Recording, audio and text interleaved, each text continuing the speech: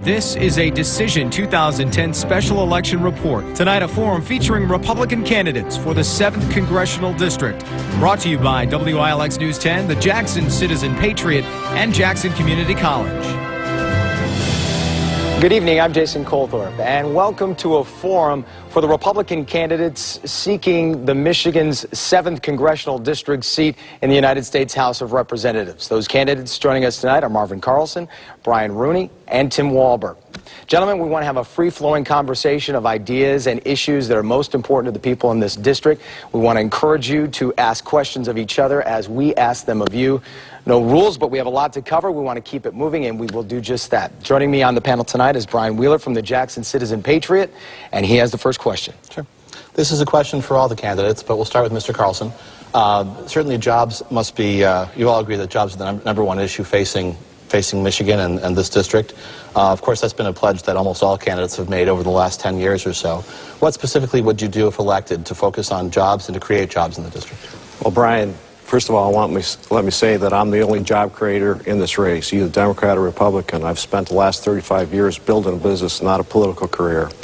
And jobs certainly are the number one issue facing us here in the 7th Congressional District. In some parts of the district, we have 25% unemployment, Hillsdale and Branch County specifically. The first thing I will do is, because we have to get costs down in Washington to prevent the raid on the taxpayer back pocket, and make sure then that we have monies available for capital investment. So the first thing I want to do is push and promote for a balanced budget amendment to the Constitution. It's the only way that will prevent politicians, not citizen patriots, but politicians, from continuing to spend the public dollar.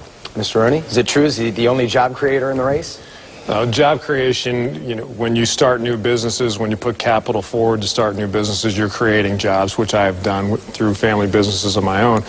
But, there's two things you have to do simultaneously to help create the environment for job growth for entrepreneurs here in the 7th District to start new businesses or expand their existing businesses or invite new people to come in.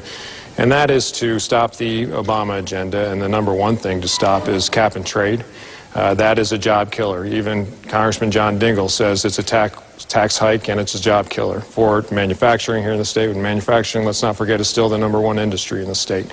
It's hurtful for farmers as well because of the large energy costs it takes to farm. And then on top of it, CMS Energy says that it'll cost each and every one of us 30 to 40% more in our individual home and heating costs. So it's a bad program all the way around for people that are trying to, exist here in the district. And I can tell you from talking to a lot of manufacturers and other business owners is that some are sitting on some money.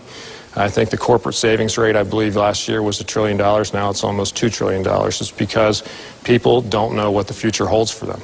And when you don't know what the future holds for them, you're not going to spend your capital because you're afraid of what the future is. And cap and trade is one of those things. The other thing is the looming Bush tax cuts that are going to expire after 10 years. And so people are afraid that they are going to expire. And President Obama has said that he's going to let most of them expire. And one of them is capital gains tax. I've always advocated that we get rid of the capital gains tax. Right now it's at 15%.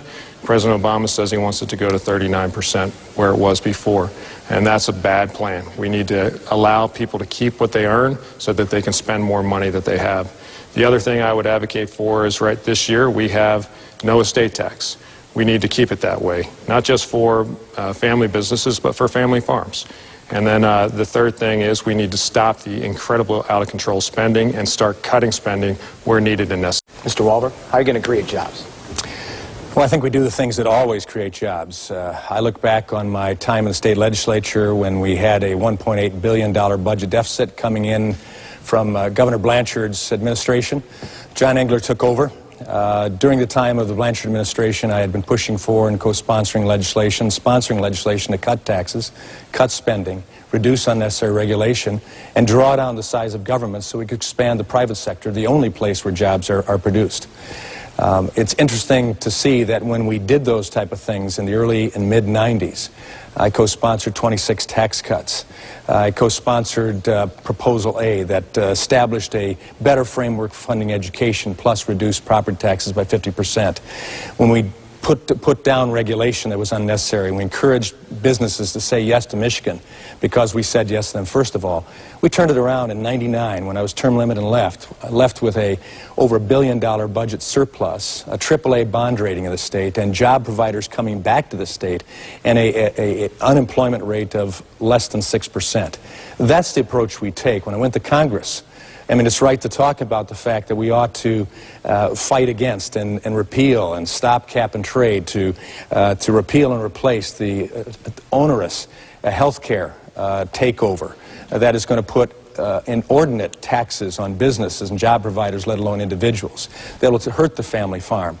But there has to be an alternative as well, and I offered legislation that was an all-of-above energy plan that says let's use the resources we have, let's be independent, and in being independent we provide jobs and security for our people.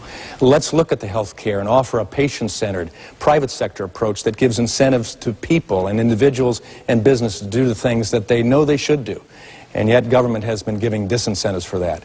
To have a balanced budget amendment. I co-sponsored that. I co-sponsored legislation to make permanent the Bush tax cuts.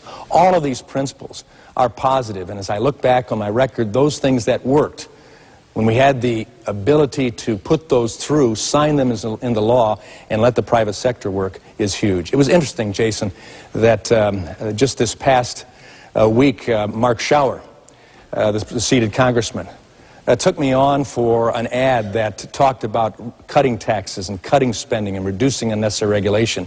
And he said, Wahlberg didn't say anything about creating jobs. Well, that shows why we've got the problem we have right now. This guy thinks the only way we can create jobs is through more government involvement.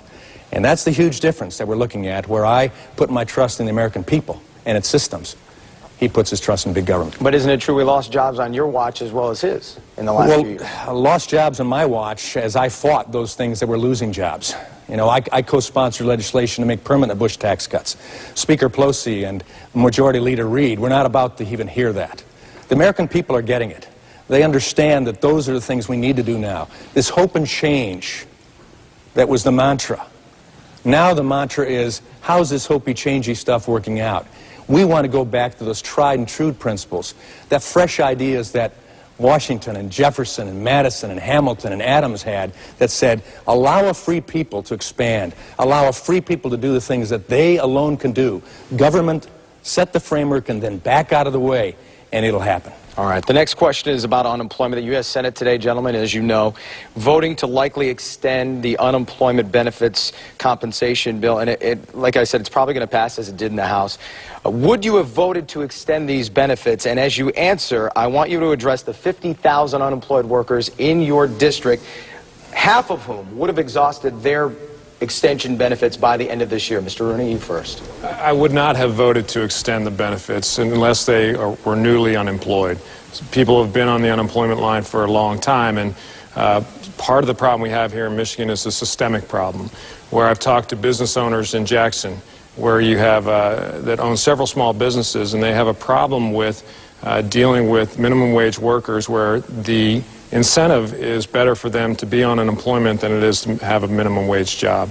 We need to get away from this creeping welfare back into our culture, where President Clinton rightfully got rid of welfare and the welfare culture, but it's slowly coming back, and we need to get rid of that.